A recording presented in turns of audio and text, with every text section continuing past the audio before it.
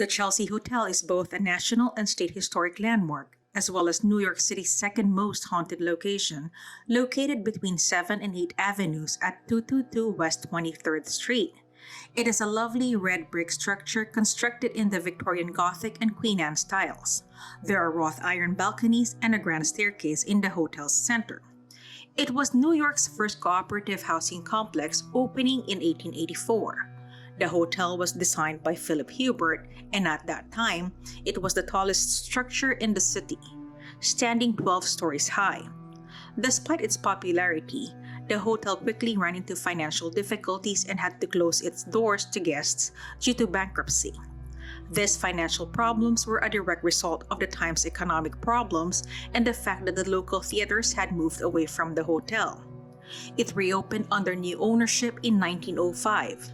The Chelsea was converted from apartments to a luxury hotel.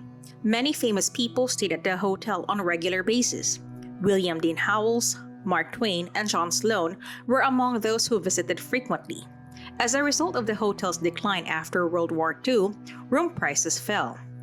Only a few decades later, the hotel declared bankruptcy for the second time. In the year 1939, 3 individuals decided to purchase the establishment. Julius Cross, David Bard, and Joseph Gross were their names. As the price dropped, many more people became interested, including Virgil Thompson and Dylan Thomas. Dylan Thomas's death in 1953 added to the hotel's legend. Many notable people have lived in these apartments. Arthur Miller had moved into room 614 after his divorce from Marilyn Monroe. In room 211, Bob Dylan wrote the book Sarah. This hotel has had several notable moments. The hotel was used as an artist's colony for the last half-century it was in operation. This was a casual setting. The artists would rent out their paintings in exchange for rent. Many people would live in the building for free by simply exchanging paintings. Many troubled children of extremely wealthy people would also live here. Many tourists from all over the world would pay to sit in the lobby and take in the art. This has been transformed into a living museum.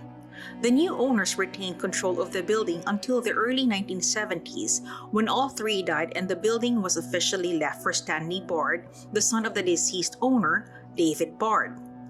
The other 2 owners, however, forced him out. The other 2 had wanted to sell the hotel against Stanley's wishes. Joseph Chetred purchased the hotel.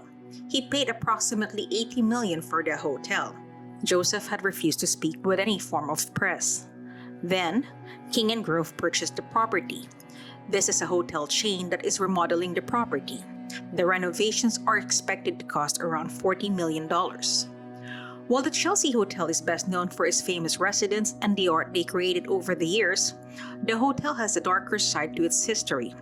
Nancy Spongeon's murder in 1978 was perhaps the most tragic and disturbing event in the hotel's history. Vicious filed a police report on October 12, 1978, claiming to have discovered Spongeon dead on the lavatory floor with an abdominal knife wound. He was detained right away and accused of killing Spongeon. Vicious provided numerous contradictory accounts of what had occurred during the investigations.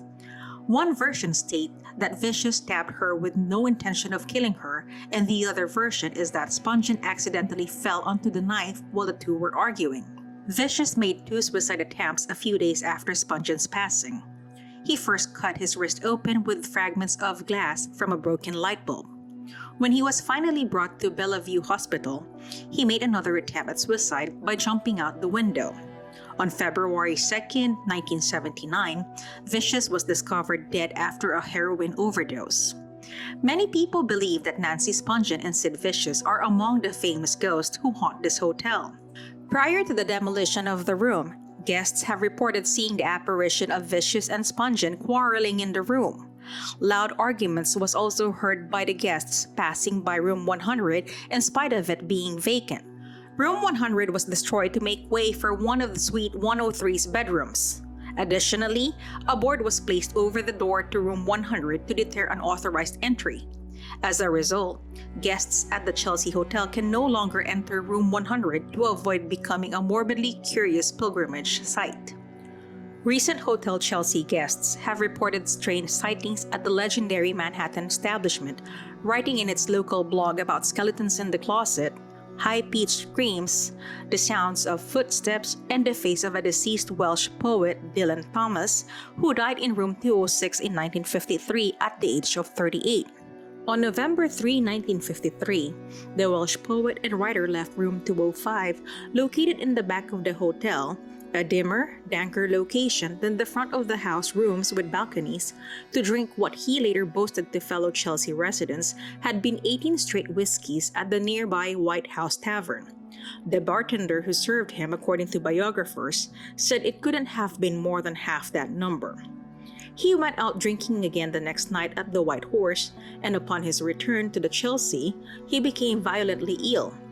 Concerned friends called an ambulance around 1 a.m. on November 5, and Thomas was taken to a nearby hospital, St. Vincent's. He had pneumonia, among other ailments exacerbated by smoking and alcoholism, and he died on November 9 after falling into a coma. His ghost is said to haunt one of his favorite hangouts at the Chelsea Hotel, the bar. Another ghost, this time of a woman named Mary, connects the Chelsea Hotel's history to one of history's worst maritime disasters, the Titanic's sinking. Mary was a woman whose husband died aboard the ill-fated ship, according to book Riot. According to some accounts, she was a passenger who survived, while others claim she had traveled to New York City from Buffalo to greet her husband's return from a trip to England.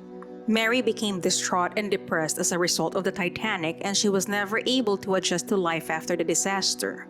She committed suicide in her fifth-floor room.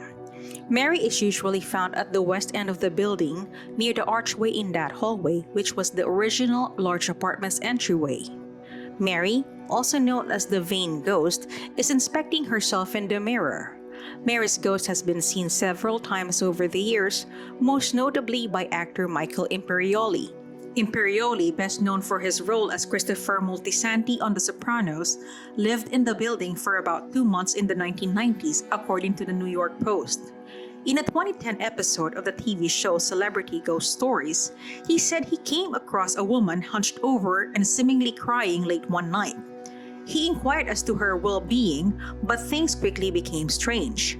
A loud pop came from behind me right after I said that. I turned around right away because the light bulb in the fixture had blown, leaving that section of the hallway in complete darkness. When I turned around, she was no longer there.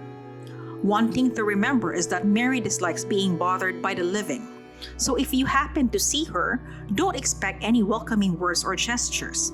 Mary considers the living to be an annoyance, so it's no surprise that she gave Michael Imperioli a sign that he wasn't welcome in her ghostly domain. Then there's Nadia, the ghost with a severed hand. 10 years after Mary's death, the New York Times reported in 1922 on a young woman in her 20s who flung herself out of the window facing 23rd Street and died on the sidewalk. She had grabbed a pair of industrial scissors before jumping out of the window.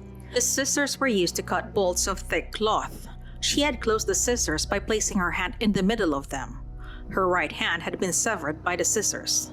Nadia grew up in the Hotel Chelsea, the spoiled daughter of a wealthy silk merchant whose family lived in a posh suite of rooms at the hotel.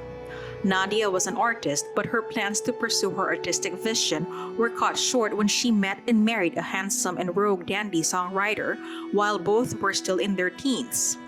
Nadia's handsome husband had succumbed to alcoholism within a few years, leaving her with 2 young children and her husband to contend with.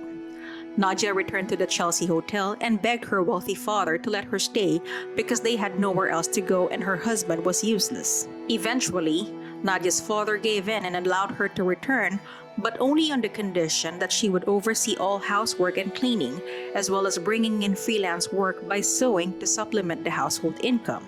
And she would have to hand wash her mother's underwear, a constant activity because Nadia's mother was incontinent.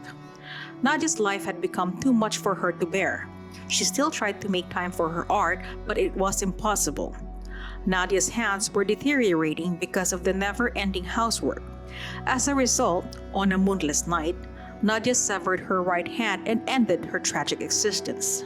Nadia can be seen flitting outside the windows of the upper floors of the Chelsea Hotel on moonless nights, her long hair and wispy white gown flowing behind her.